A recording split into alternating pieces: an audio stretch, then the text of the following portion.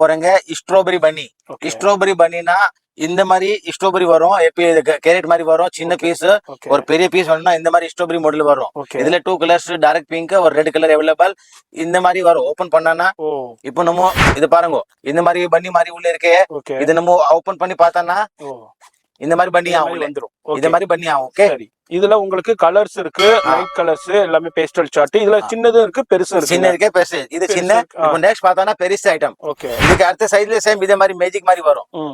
ஓ super. இதுல 2 colour available இருக்கு. Okay, இங்க பிங்க் வரும், இந்த மாதிரி லைட் பிங்க் இருக்கு. இது வேணும்னா 450.